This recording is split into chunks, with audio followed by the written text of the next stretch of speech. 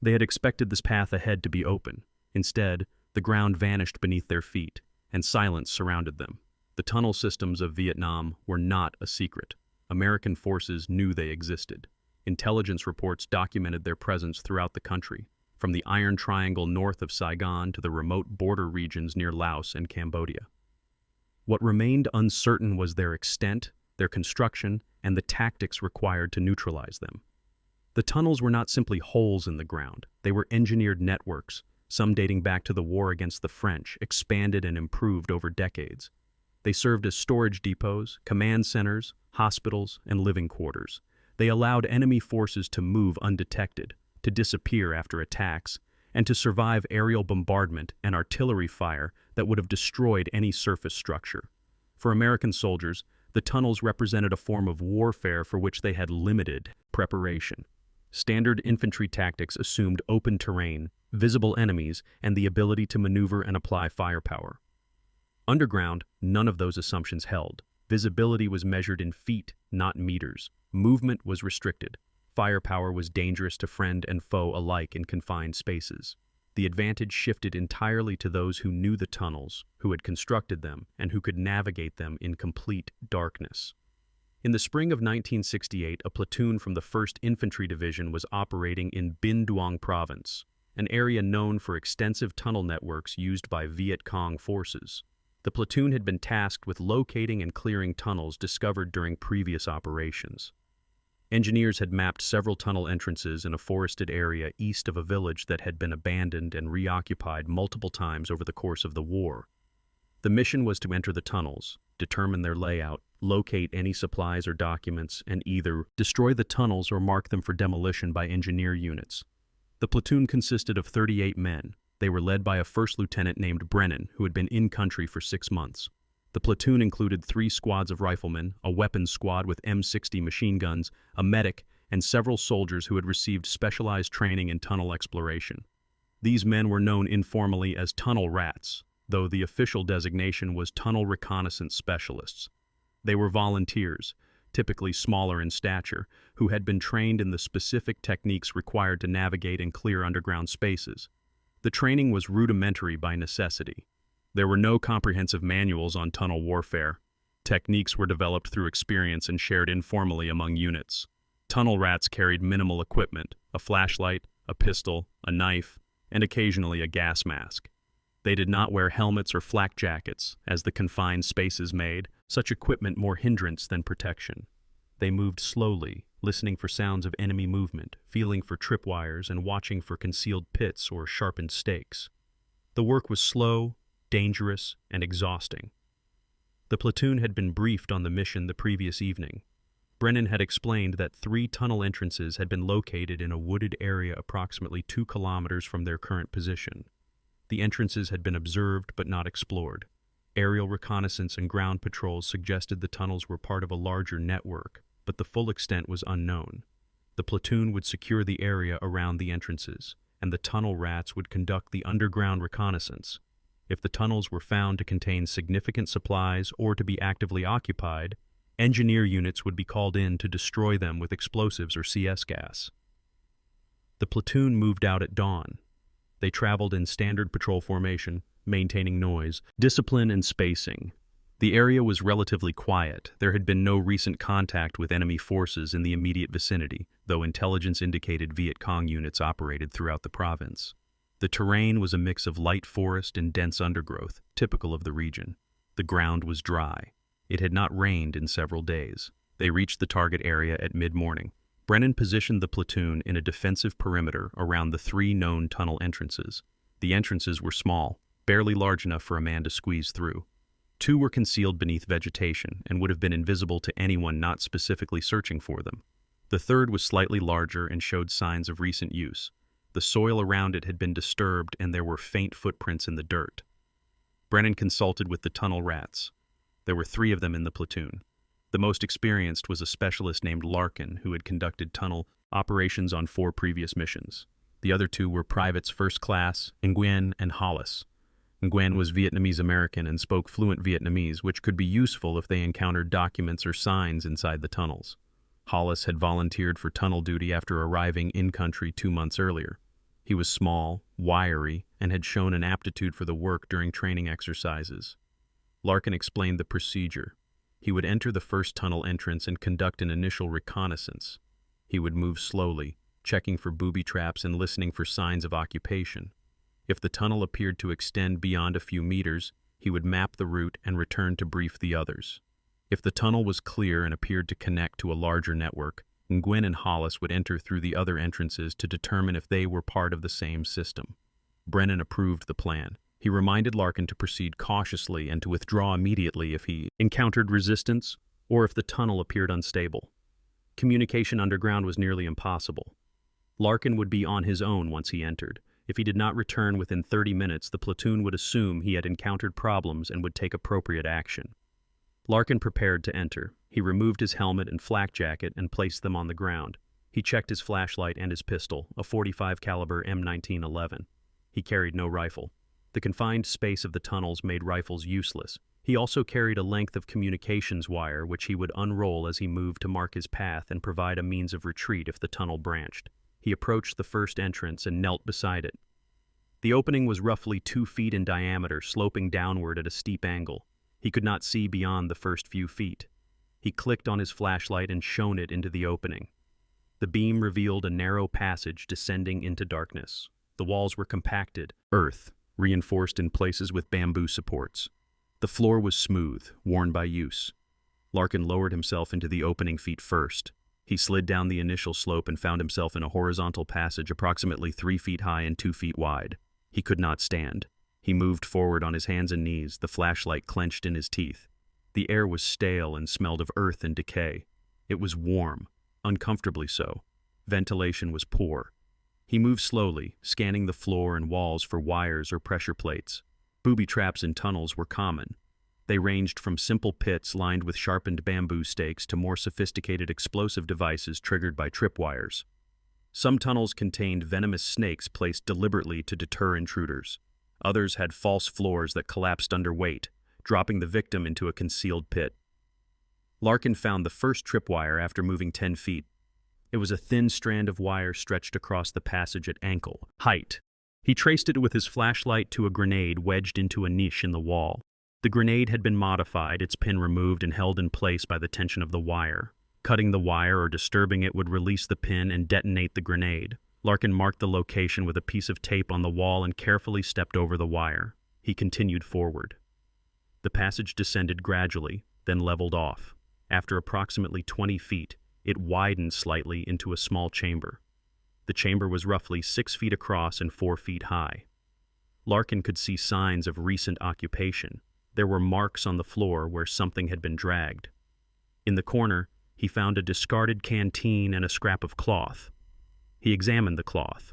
It was stained and appeared to be part of a uniform, though he could not determine its age or origin. From the chamber, 2 passages branched off in different directions. One continued straight ahead, descending further. The other turned sharply to the right. Larkin paused and listened. He could hear nothing except his own breathing. The silence was complete.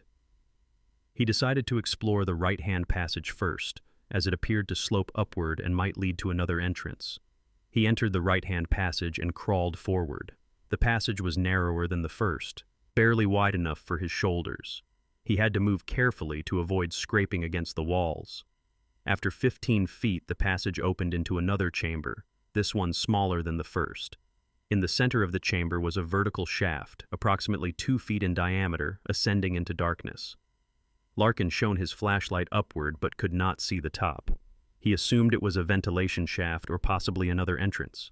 He returned to the first chamber and prepared to explore the second passage, the one that descended further. Before entering, he checked his watch. He had been underground for 18 minutes. He had 12 minutes remaining before Brennan would expect him to return. He entered the descending passage. It was steeper than the others and required him to brace his feet against the walls to control his descent. The air grew warmer. The smell changed, becoming more acrid. Larkin recognized it as the smell of explosives, faint but distinct.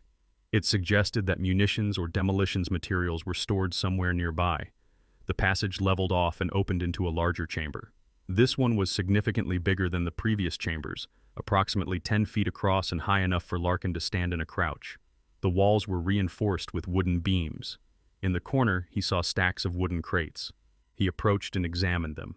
The crates were marked with Chinese characters. He opened one carefully. Inside were ammunition boxes, neatly packed. He opened another. It contained medical supplies, bandages, bottles of liquid, surgical instruments. Larkin realized he had found a supply cache. The size and organization suggested it was actively maintained. This was not an abandoned tunnel. It was part of a functioning network used by Viet Cong forces to store and distribute supplies. He checked his watch. 28 minutes. He needed to return. He had gathered enough information for an initial report.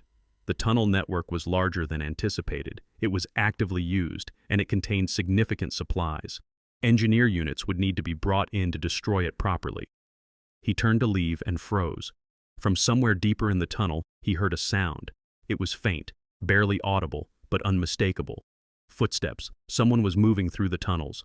Larkin switched off his flashlight and crouched in the darkness. He listened. The footsteps continued, growing slightly louder. They were approaching from a passage he had not yet explored, one that branched off from the far side of the supply chamber. He could hear voices now, low and indistinct. They were speaking Vietnamese. Larkin weighed his options. He could retreat immediately and report what he had found. That was the safest course of action. Alternatively, he could remain in place and attempt to observe whoever was approaching. That carried significant risk. If he was discovered, he would be trapped underground with no means of escape and no backup. He decided to retreat. The mission was reconnaissance, not engagement. He had gathered the information needed. Remaining would serve no purpose except to increase the danger to himself and potentially compromise the mission. He moved back toward the passage he had used to enter the chamber. He moved as quietly as possible, crawling on his hands and knees. The footsteps behind him grew louder. The voices became clearer. They were closer than he had thought. He reached the passage and began the ascent. The slope was steep. He had to use his hands and feet to climb, pulling himself upward using the bamboo supports. The ascent was slower than the descent. He tried to move quickly without making noise. Behind him, the voices continued. They had reached the supply chamber. Larkin climbed steadily. He could see light ahead, faint but visible. He was approaching the entrance. He reached the first chamber and paused to catch his breath. He could still hear the voices below, though they were fainter now. They had not followed him. They were occupied with the supplies. He crawled forward, past the tripwire he had marked earlier, and reached the sloped entrance passage. He climbed upward, pushing with his legs and pulling with his arms. He emerged from the tunnel entrance into daylight. Several soldiers from the platoon were positioned nearby. They helped him out of the tunnel. Brennan approached immediately. Larkin reported what he had found: the chambers, the supply cache, and the voices. Brennan listened carefully, then made his decision. The platoon would not attempt to clear the tunnels with infantry. The network was too extensive and was actively occupied.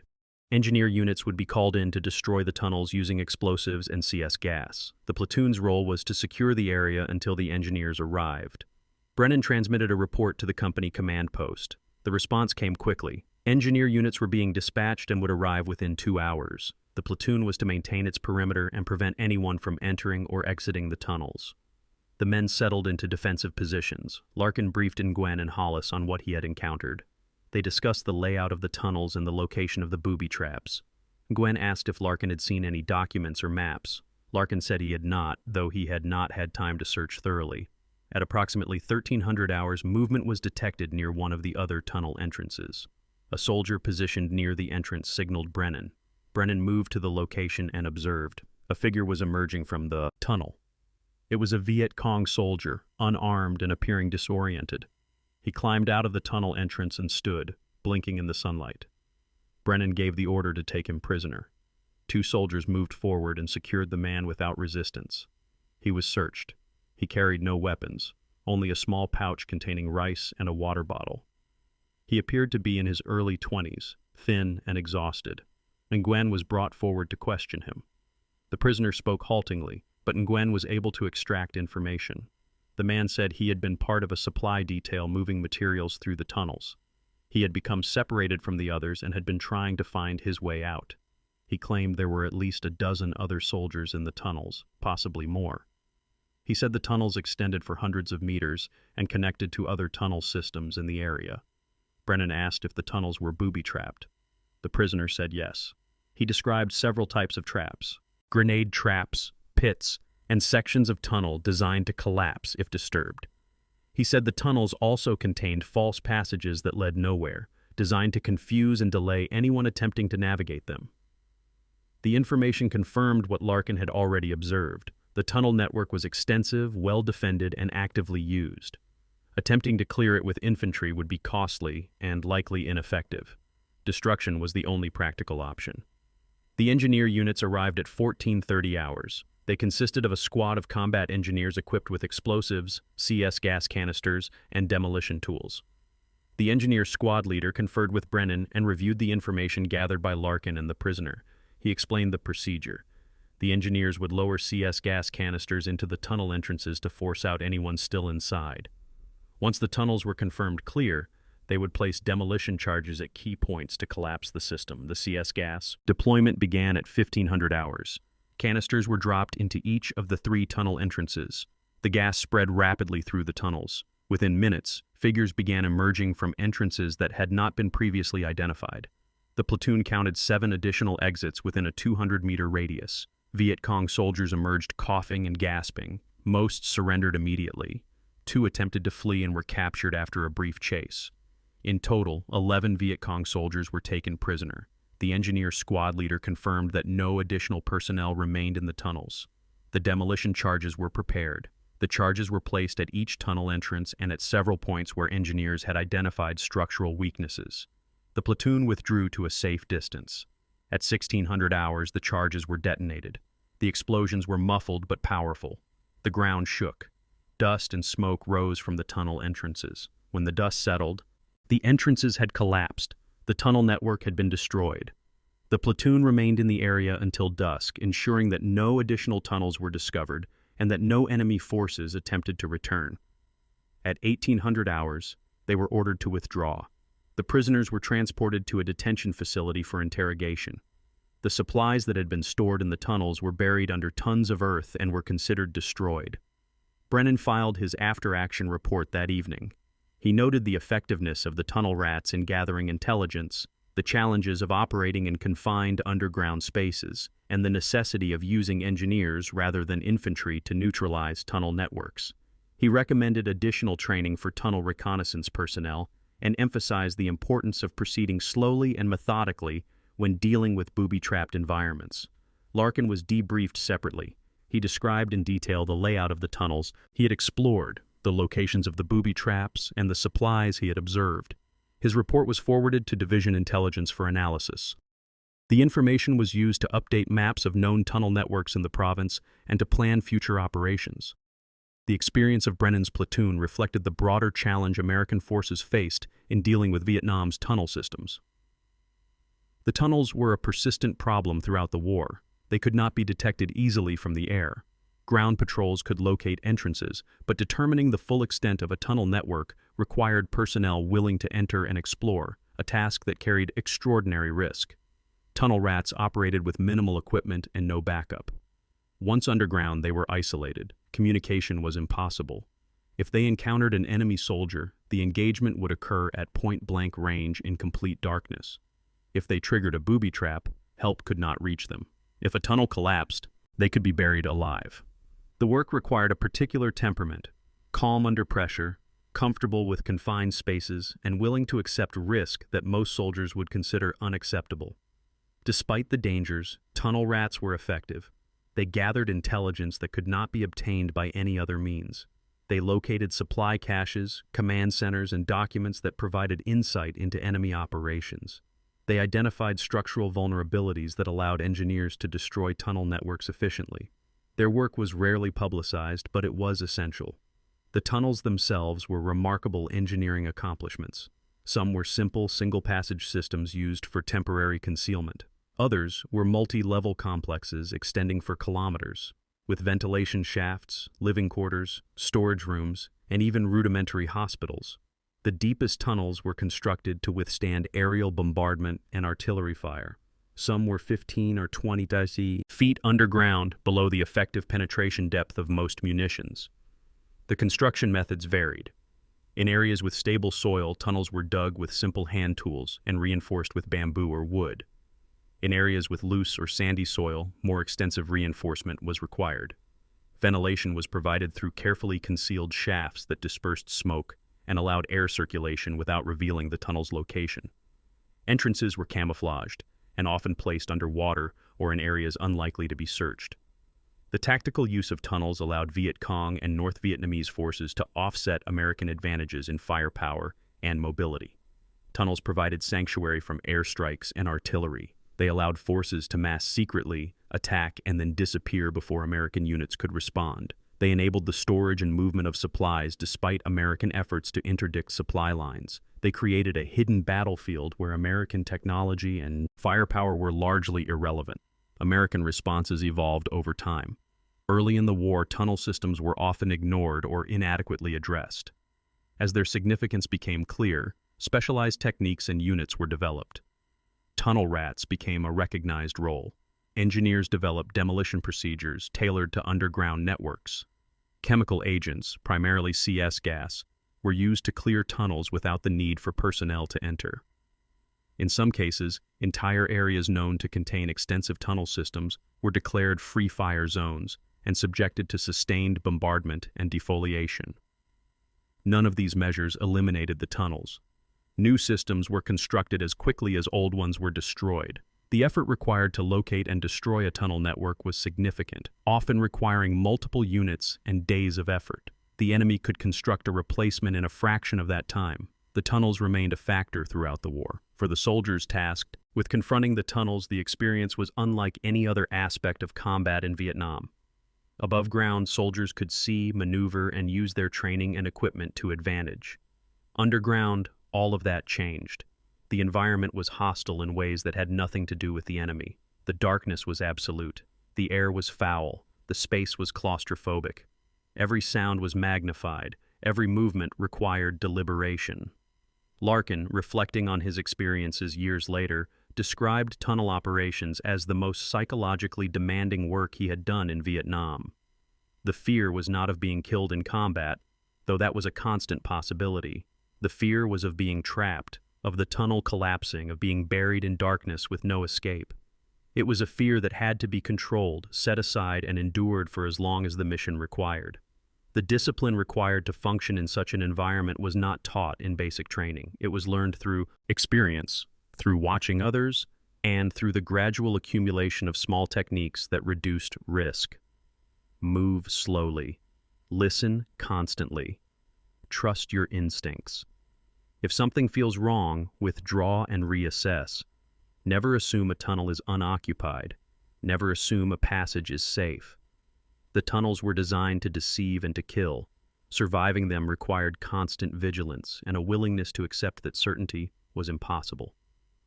The platoon returned to regular operations the day after the tunnel mission. The tunnels were gone, but others existed elsewhere. The war continued. And in the darkness beneath the jungle, in the silent passages that remained undiscovered, the hidden war continued as well, fought by men willing to descend into spaces most would never enter, to confront dangers most would never imagine, and to do so with nothing but a flashlight, a pistol, and the knowledge that every decision could be their last. If you enjoyed the video, give this video a like and subscribe. If you enjoyed this video, please like and subscribe and write in the comments what the next video should be about.